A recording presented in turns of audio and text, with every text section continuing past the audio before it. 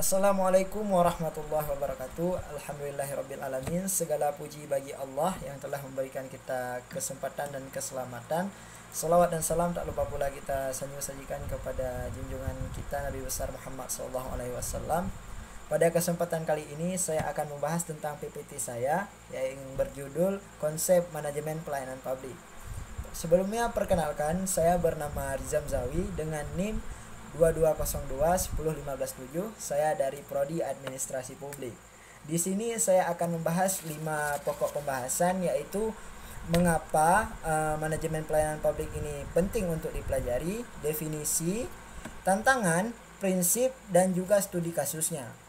Langsung saja kita masuk ke pembahasan pertama, yaitu mengapa manajemen pelayanan publik itu penting.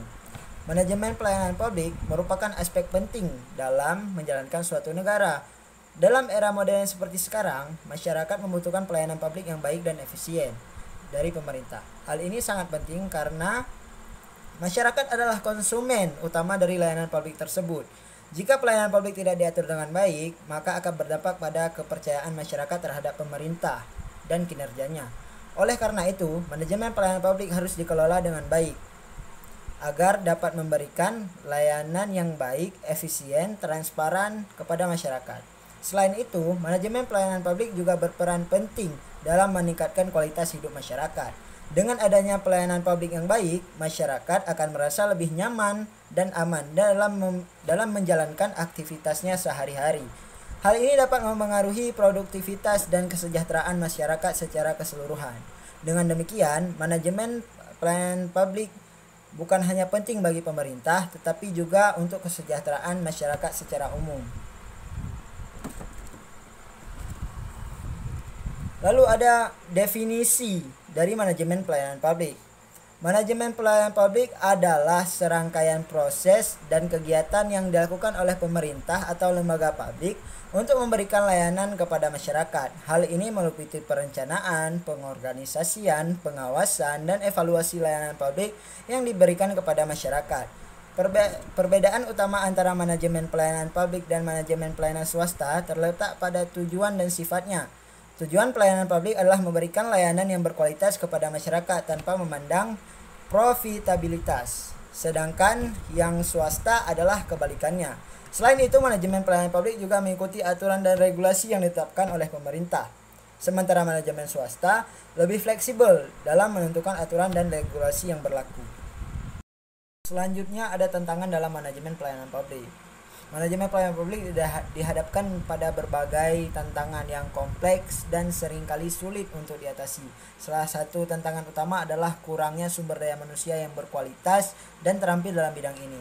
Banyak pegawai negeri yang masih kurang memahami tentang pentingnya menerapkan pelayanan publik yang cepat, efektif, efisien kepada masyarakat. Selain itu, manajemen pelayanan publik juga dihadapkan dengan masalah korupsi di birokrasi yang lambat. Hal ini menyebabkan proses pengambilan keputusan menjadi sangat lambat dan tidak efektif. Sebagai contoh, proses permohonan izin usaha atau perizinan pembangunan seringkali memakan waktu yang berbulan-bulan bahkan bertahun-tahun. Hanya karena adanya birokrasi yang rumit dan tidak efisien. Prinsip-prinsip manajemen pelayanan publik. Yang pertama ada kejelasan tentang persyaratan teknis administratif, yaitu unit atau pejabat yang bertanggung jawab dalam penyelenggaraan pelayanan dan rincian biaya dari pelayanan tersebut. Dan yang kedua ada kepastian waktu, kejelasan tentang jangka waktu penyelesaian pelayanan publik ini. Yang ketiga ada akurasi dengan pengertian produk pelayanan diterima dengan benar, tepat, dan juga sah. Dan selanjutnya ada juga transparansi yang mengharuskan penyediaan informasi yang jelas, terbuka, mudah diakses oleh masyarakat, dan juga kebijakan dan keputusannya juga tepat. Dan selanjutnya ada juga akuntabilitas. Prinsip ini mengharuskan penyelenggara pelayanan publik yang bertanggung jawab atas tindakan dan keputusan yang mereka lakukan. Akuntabilitas juga mencangkup pelaporan, pertanggungjawaban, dan sanksi bagi pelanggaran yang dilakukan. Selanjutnya ada studi kasus manajemen pelayanan publik. Studi kasus ini adalah hal atau metode yang pernah dilakukan oleh manajemen pelayanan publik di Indonesia. Salah satunya saya mengangkat yaitu sistem layanan satu pintu atau one stop service di beberapa daerah. Sistem ini bertujuan untuk menyediakan akses yang lebih mudah dan efisien bagi masyarakat dalam mendapatkan layanan publik. Salah satu contoh implementasi sistem layanan satu pintu adalah pembentukan kantor pelayanan terpadu satu pintu atau disingkat PTSP di Indonesia. PTSP ini menyatukan berbagai layanan publik seperti perizinan, pendirian usaha, izin mendirikan bangunan, dan layanan lainnya di satu tempat. Tujuannya adalah untuk mengurangi birokrasi yang rumit dan mempercepat proses pelayanan kepada masyarakat. Selanjutnya kesimpulan. Dalam kesimpulan, dapat disimpulkan bahwa manajemen pelayanan publik memiliki peran yang sangat penting dalam memastikan pelayanan publik yang berkualitas bagi masyarakat. Hal ini dikarenakan pelayanan publik merupakan hak dasar setiap warga negara dan menjadi tanggung jawab untuk menyediakan beberapa strategi yang digunakan untuk meningkatkan manajemen pelayanan publik, antara lain adalah peningkatan kualitas sumber daya manusia, penggunaan teknologi informasi, serta partisipasi masyarakat dalam proses pengambilan keputusan.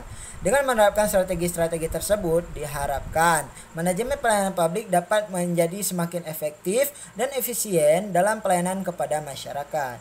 Berikut adalah penjelasan dari PPT saya.